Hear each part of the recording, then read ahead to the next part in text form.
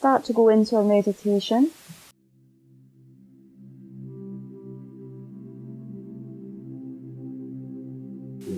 Start to bring our awareness to our body. So in order to meditate, our energy needs to be first of all grounded in our gross body. So we just start, it's usually helpful to start by scanning the body, starting at the crown of the head.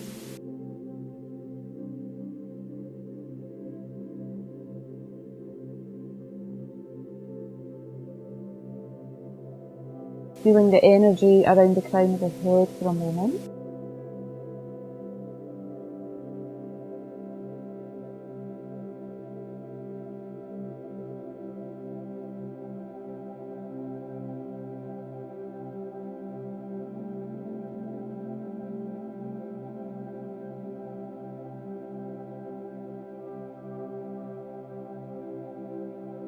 Being aware of the depth of the breath, just moving naturally through the body. We're not trying to change the breath in any way. Just being aware of the inhalation and exhalation, the movement of the body as we inhale and exhale, the breath that's always with us.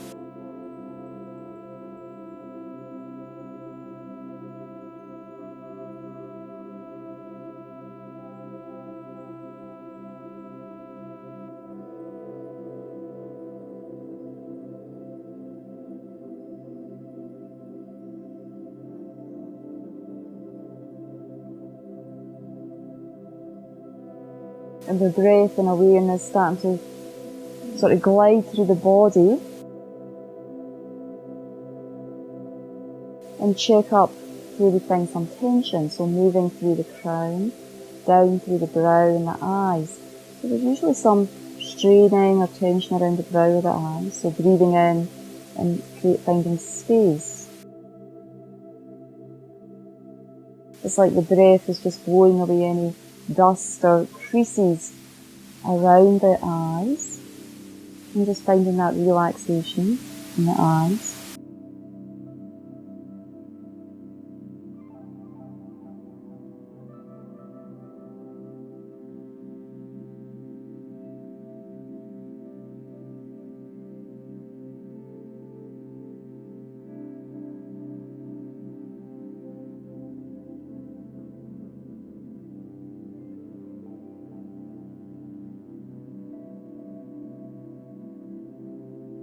Gliding down through the face, the jaw muscles, again, going through the different parts of the face, especially around the jaw, finding space around there, relaxation, the breath and awareness.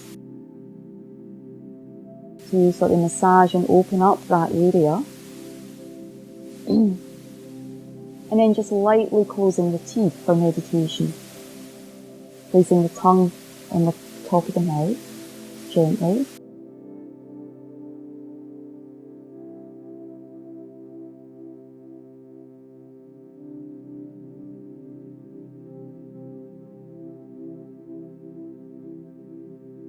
A few breaths as we move through the neck, through the different layers of the neck, the skin, the tissue, the vessels.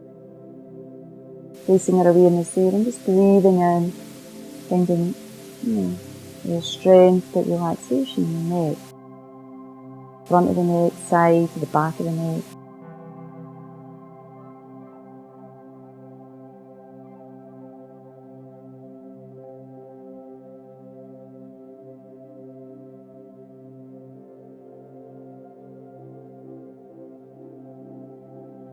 And then from there, checking our posture so that the crown is pointing up towards the sky. So we sort of straighten up the back of the neck. So the chin slightly tucked under, and it's like the crown's facing up towards the sky, towards the ceiling. So this is an important part of the posture for meditation. If we allow our chin to fall back, crunching the back of the neck, then that will can make the mind more dull, or it can become more sort of difficult to hold our concentration.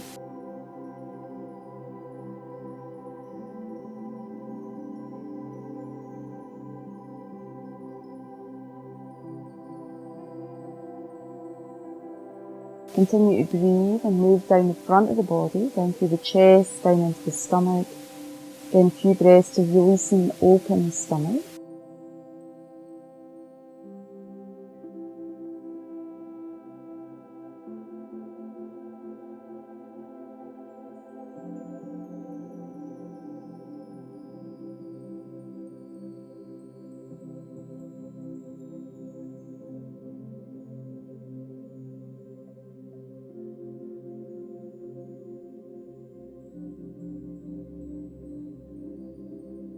And then going to the back body and checking, breathing down and checking through and around the spine, making sure the spine is upright. From the sit bones all the way up through the crown of the head, we want to find that sort of energy, straight energy. Central line of the body. So that's the main part of the gross and subtle body that we meditate with, a central line, central channel of the body. So making sure that's upright.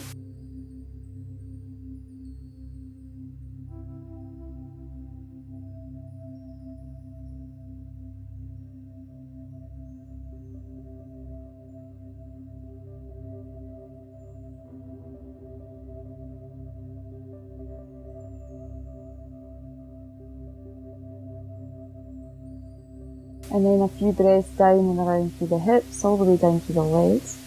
It's a little bit like the legs help to support this length and straightness of the upper body.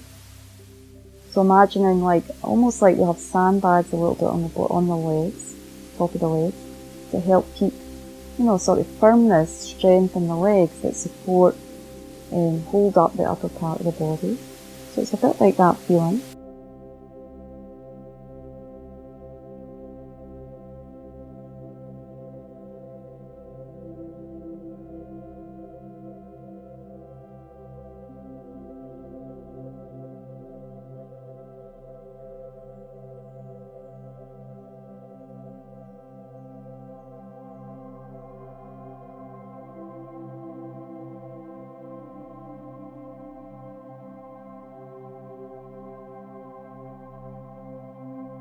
So now we're energy a little bit more in a gross body. We pay attention more to the subtle body. We have a gross and subtle body. Subtle body is made up of channels and chakras and subtle wind. So when we do this breathing exercise, 9-9 breathing, it helps to clear kind of trapped, blocked energy in the subtle body. So we take the first finger of the left hand, closing off the right nostril. Inhaling long, slow, deep breaths through the left nostril, and then exhaling, moving the finger and exhaling through the right nostril. So we do that 3 times, inhaling through the left and exhaling through the right.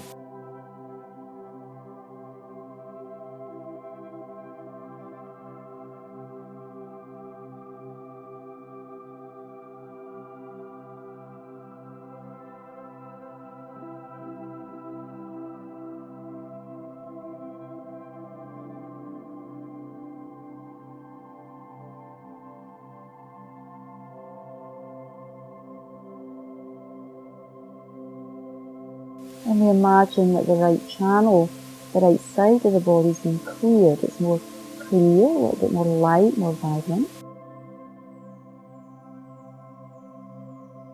And then we move and do the same on the opposite side. So closing off the left nostril with the first finger of the right hand, inhaling through the right and exhaling through the left, clearing the left channel, left side of the body.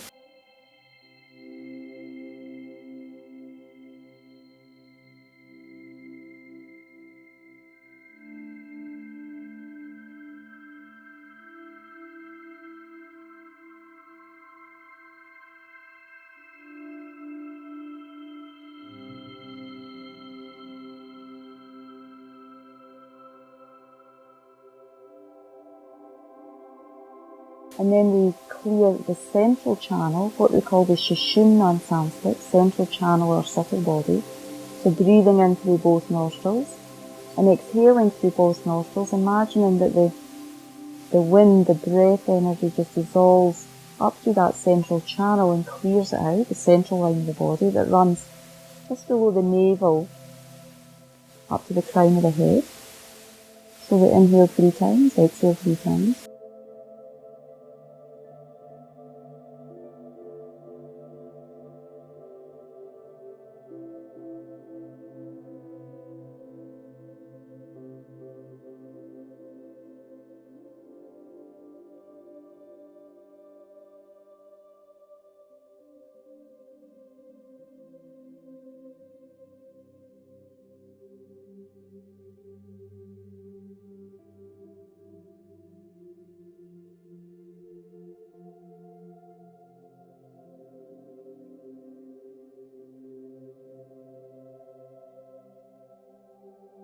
So, generally in our lives, we all human beings in the world seek happiness. And all human beings, living beings, deserve to have happiness. This is the kind of purpose of our life, if we check up. Everything we're doing in our life is to seek some kind of temporary or more deeper long-term happiness. So according to the spiritual teachings, not just in the Buddhist tradition, but in the other traditions as well, what the great masters discovered is that true happiness is a state of mind, a state of consciousness. It doesn't come from something outside of ourselves. There are certain objects, certain situations, certain events in our lives that can create some level of happiness, but generally, deeper, longer lasting states of happiness come from the development of our own heart and mind, our own consciousness, developing it in certain qualities, positive qualities, patience, loving kindness, compassion, clarity, wisdom. These are the sort of things we can rely on as we develop them in our mind to bring about a certain level of peace, clarity, and happiness in our lives. So this is generally why we meditate, is to develop positive states of mind and gradually overcome negative states of mind, disturbed states of mind that don't serve us and don't serve others. Don't bring about a certain level of peace and happiness in our heart and mind. So this is what we have to continually investigate through our meditation, through our spiritual practice. What states of mind are serving me? What states of mind are causing disturbance, unhappiness, dissatisfaction in my life, in my heart and mind?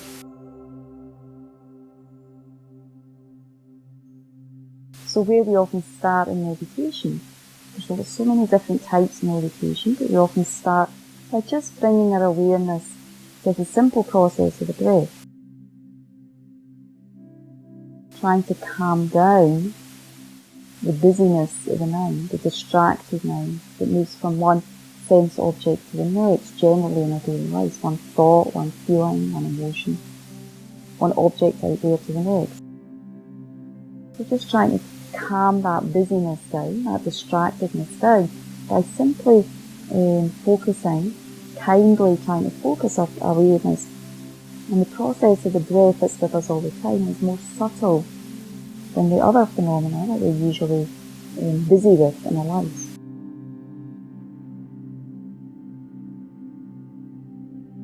So let's just slowly start to again bring our awareness to the breathing. So we can bring our awareness to the breathing at the level of the nostrils or the level of the abdomen. Both of those places is where the breath goes in and out, enters and exits. So if we're particularly busy in our head with thoughts, it's more helpful to place our awareness on the abdomen to ground our energy a little bit more. And as we place our awareness there, we can also, as beginners, maybe we can count each in and out breath as 1, counting up to 10, and continuing that counting from 1 to 10. Because we're not trying to stop thoughts here, we're just not following them. As we place and anchor our awareness on the breath, the mind The distracted mind that goes towards thoughts, sounds, feelings will start to settle, and we'll be able to deepen a quality of being with the breath.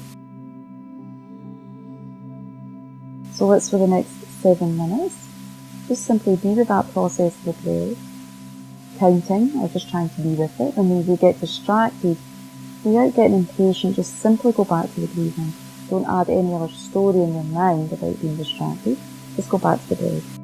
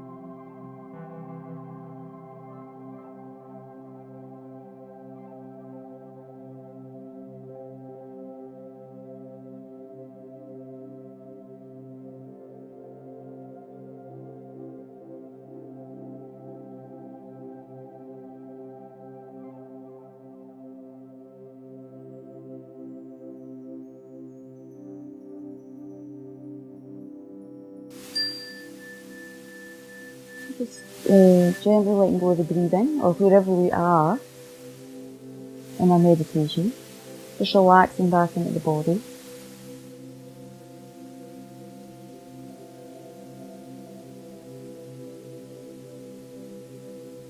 So it's always very interesting and humbling to see how difficult it is to just be with that simple process of the breath. How much our mind is familiarised with distraction.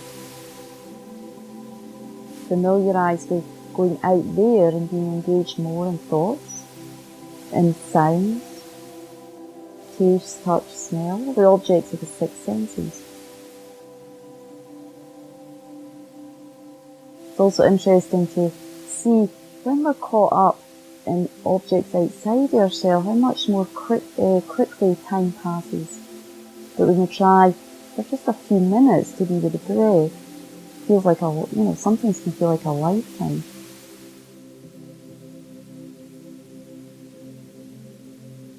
So it's interesting to see different perceptions of time. How does time really exist when we look at it from this viewpoint?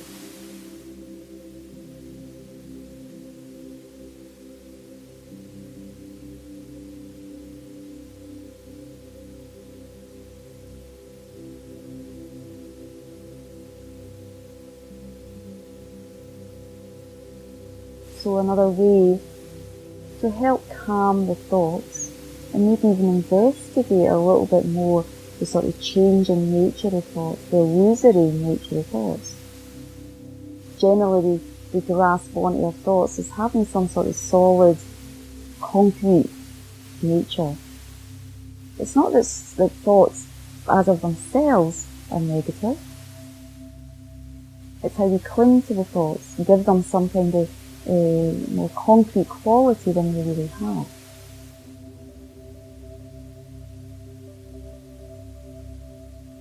So for the next part of the meditation, the next 6-7 minutes, again, we're going to be more inward, more quiet, either with the breathing or doing this space-like nature in mind, sky-like nature in mind meditation, where, as we see this morning, we have the vast blue sky of Santa Fe. And we imagine that sky kind of enveloping us, embracing us, as we sit under the sky. Imagine sitting under the sky and it sort of comes down and embraces our whole being. And we sit in this space, using the sky, that object of the sky, that feeling of the sky, as our object in meditation instead of the breath. Just trying to be in that place of being one with the sky. Actually, between thoughts, feelings, emotions, between our engagement through the senses with the different objects, there's so much space in our mind that we're not connecting with.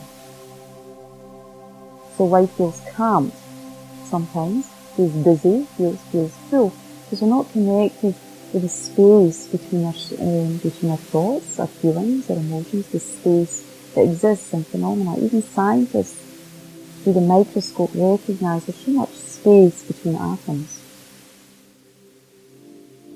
So we need to connect to that space, that quality space, peace, clarity in our own mind. So one way is doing this sky-like nature in mind meditation, where we just focus on our whole being one with the sky.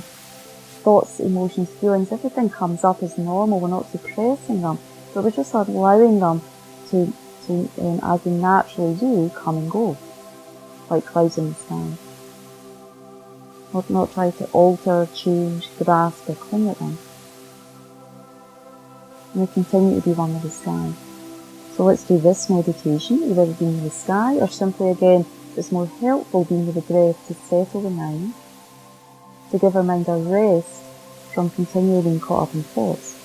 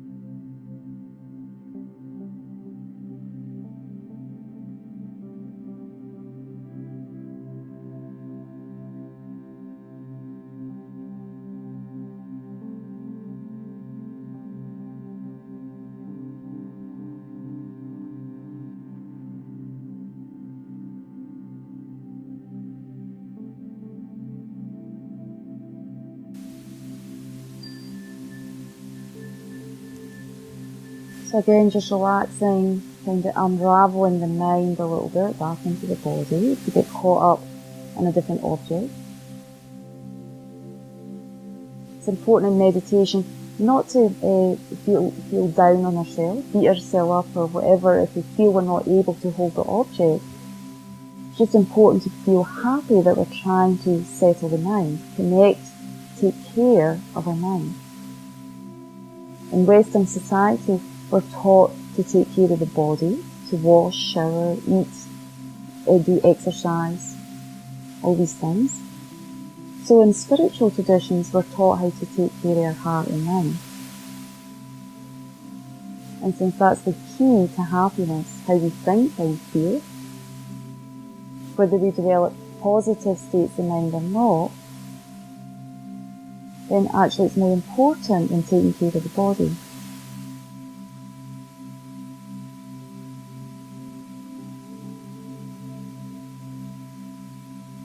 So another way to settle the mind and also to maybe awaken a more positive quality of mind is reciting mantra, reciting sacred syllables that resonate in our heart, in our nervous system, and awaken certain positive quality.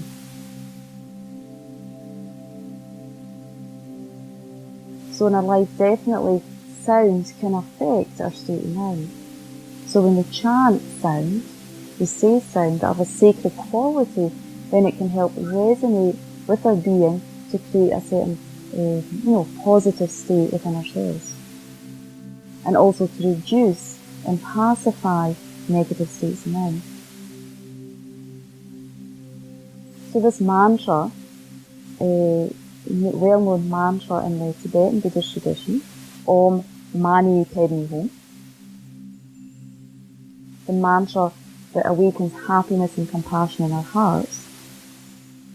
Mani meaning jewel, Padme means lotus. So as we chant that mantra, it opens up our heart. Jewel meaning the jewel of compassion. Lotus means this opening. So when our mind's tight, when it's angry, when it's self-centered, very self-focused, jealous, proud, if we check up, it's like the mind is closed into itself, closed inward. It's not able to access its innate quality of loving kindness and compassion. It's the opposite of that state of mind. So it's like a nervous system or our whole heart locks into that quality. It's tight, it's anxious. So when we chant Om Mani Padme Hum, that quality, the mantra, that sacred sound opens up the heart like a lotus opens up. It frees and opens the mind up from anger, self-centeredness, into an opening towards ourselves and others in a more positive way. Clear, soft, compassionate way. This is the quality, resonance, the sound of the mantra does in our nervous system. And it helps to open up space, just like the lotus opens up, so that jewel of compassion can start to grow in our hearts, towards ourselves and towards others. So let's imagine we're still in this space of being one, imagining the sky Santa Fe. The sky in the Buddhist tradition is likened to the nature of Buddha mind. Vast, all-pervasive, all-encompassing, clear and deep. That's the quality of awakened consciousness. Without any traces of confusion, dullness, negativity, free and unobscured.